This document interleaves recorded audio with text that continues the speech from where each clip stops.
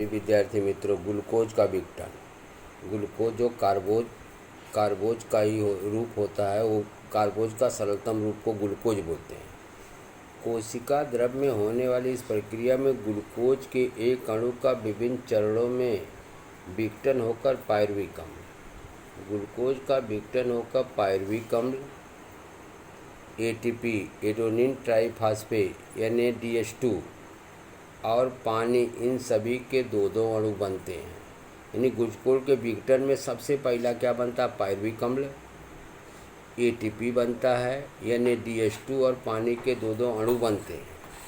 बाद में इस प्रक्रिया में निर्माण हुए पायरुविक अम्ल के अणु का एसिटिल कोएंजाइम, पायरुविक अणु रहता है उसका एसिटिल कोएंजाइम, ये इस अणु में क्या होता है? रूपांतरण होता है।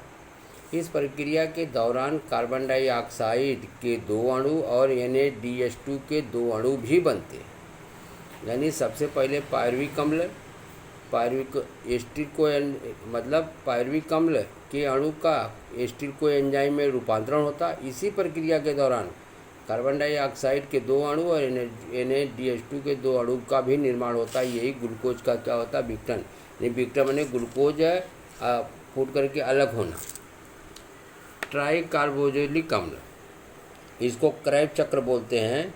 एसिटिल कोएंजाइम A के अणु तंतु कणिका में जाते हैं, वहाँ पर ये ट्राई कार्बोक्सिलिक अम्ल चक्र यानी क्रेब्स चक्र या चक्रीय अभिक्रिया चलाई जाती है। इस अभिक्रिया एसिटिल कोएंजाइम के अणु में स्थित एसिटिल का पूरी तरह ऑक्सीजन से संयोग होता है या ऑक्सीकरण होता है और carbon dioxide H2O, NADH2, FADH2 और ATP के अणु क्या करते हैं? प्राप्त होते हैं इस प्रक्रिया के दौरान।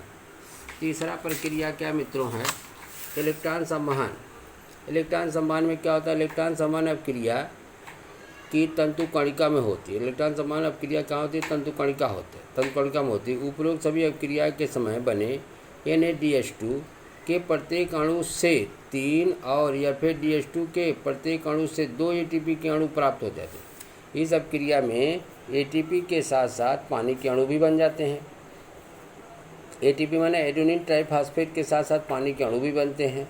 इस प्रकार ऑक्सीजन में ऑक्सीशोषण में ग्लूकोज का पूर्ण रूप से ऑक्सीकरण या विघटन होता है और ऊर्जा के साथ साथ कार्बन डाइऑक्साइड और H2O के अणु भी बनते हैं। ये NADH2 की अभिक्रिया है ना। ये क्या होता है? यही तंतु कणिका और ट्राई कार्बोक्सिलिक अम्ल चक्र है, यानी कि क्रेब्स चक्र की यह अभिक्रिया होती है। ये इसको बाह्य आवरण कहते हैं, इसको आंतरिक आवरण कहते हैं। ये तंतु कणिका वाला भाग है, स्निग्ध अम्ल है, पायरुविक अम्ल है, ये NADH है, FADH है, NADH है, कार्बन डाइऑक्साइड NADH। मतलब यही स्निग्ध अम्ल इस भाग से जाता है, पायरुविक अम्ल इस भाग से जाता है और सब क्या होता है? इसी चक्र को क्रेब्स चक्र के नाम से जाना जाता है, क्योंकि इसकी खोज सबसे पहले क्रेब्स चक्र। ATP में एडेनिन ट्राइफॉस्फेट या ऊर्जा समृद्धि स्रोत होता है ATP। अब देखो मित्रों, NADH2 का फुल फॉर्म है निकोटिनामाइड एडोनाइड डाइन्यूक्लियोटाइड। FADH2 माने फ्लाविन एडोनाइन डाइन्यूक्लियोटाइड। या प्रत्येक कोशिका में बनने वाले और कोशिका शोषण के समय सहायता करने वाले दो सहप्रकीर्ण होते हैं। ये सहप्रकीर्ण होते हैं। इस प्रक्रिया में ये अपना बॉक्स क्या है? अभी नए की कोर्स के हिसाब से ये बॉक्स क्या है? कट है, फिर भी आपने थोड़ा ध्यान से इसको पढ़ने का। अब देखिए, ये एडेनाइन राइबोज, इसका ATP में रूपांतरण होता है और ADP2 और अजैविक फास्फेट मुक्त हुई ऊर्जा क्या होती है? प्राप्त होती है। ATP ऊर्जा का चलन इस प्रकार होता है।